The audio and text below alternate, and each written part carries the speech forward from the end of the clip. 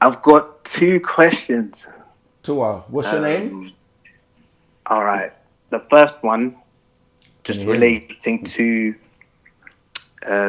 so the Etherians, the panatharu, and the Riskians. So I'm just trying to get a clear understanding Tua. on the differences between the three.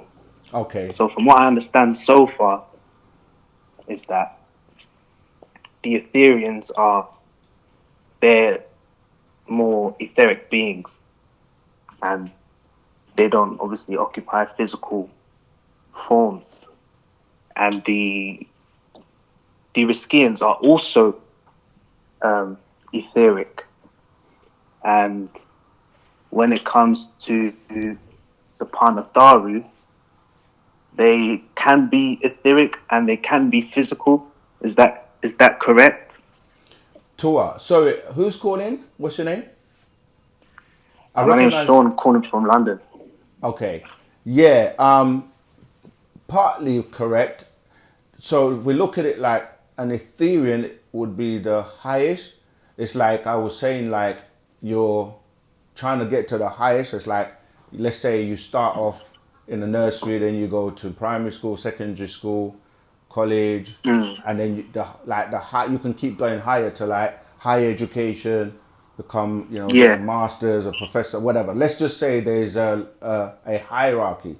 The highest you can get to is to be a pure energy being known as an Etherian. But Okay. they're Etherians at different stages, meaning that there's some Etherians that, okay, this is a good example to explain it. Like if you did martial arts, let's say Yeah. black belt is the highest you can get. But then when you get a black belt, there are different dans.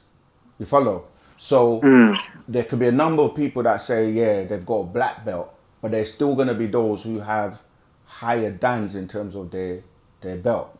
So when you're saying an Ethereum, some Ethereans, they have leave to be able to come and go as they please, as in they can slow down their vibration. Because remember, I was saying that the lower vibrations are slow, and that's when things are more dense when you're looking at density. And then as you're yeah. going up, the higher the vibration, the faster the vibration, the higher you're kind of going to becoming a pure energy being. But some of these Ethereans, they can come down, so they can literally manipulate their body, and they have certain abilities, like they can literally think of a place and move there instantly with the things they want to take with them and move there with those things. So Okay. you have Ethereans that can slow their vibration and come back down into the physical and take on a physical form. And then they can go back at will and go the other way. And when you're that type of a being, you've mastered things like the things we're meant to master in the lower planes, like astral projection, coming out of our body at will and coming back in, and do Mm, you know what I mean? Love and compassion and all that stuff we're meant to master in the lower vibration, so we can move to the next and to the next. So a spiritual master is someone that has mastered both the spiritual realm as well as the physical, right? As in mm, Dr. York, Parnababianun being an Etherian, being a Riskian. Now, when you say a Riskian, I read at the beginning in the introduction of the Black Book that Risk is a planet. So just like Earth is a planet, you can call everyone on the planet an Earthling, right? If mm, you live on Risk, you can be called a Riskian. But there are different mm. types of people that live on the planet, different races, as well as different beings that live on Risk. So Okay.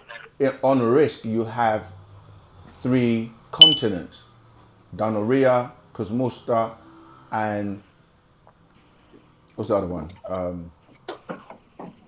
I said it before. Danoria, Cosmustu, and I can't remember. I always do that. If I say it in a particular order, I always forget the third one. But I'm gonna. So anyway, the third one, when you say the panatharu, you have beings that are like assigned. positions or tasks. Yeah, and when you say panatharu, you're saying the overseers. So these are beings that have been assigned and given that job to do, to oversee, which, as you also said yourself, is that a pure Etherian can be a being living on risk, and can also be a being that has been given the position as an overseer. You follow?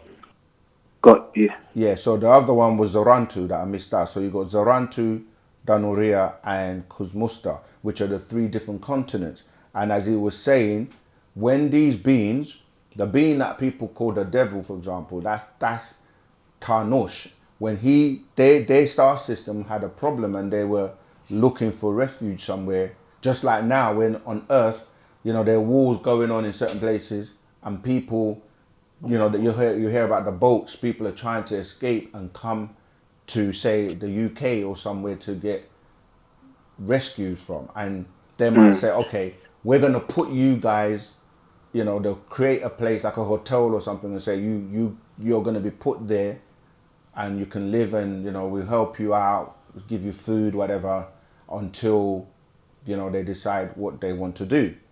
Now, he was put on this continent called Danuria, and after a while, imagine people come here, they're given refuge, and then they decide, you know what, we're going to take over.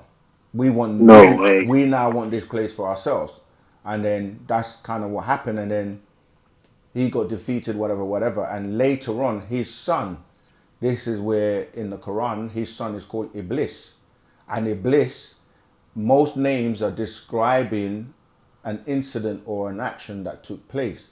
The word Eblis means rebellious one, because what they tried to do is reform him like they tried to do with his father, and it didn't work, and he rebelled.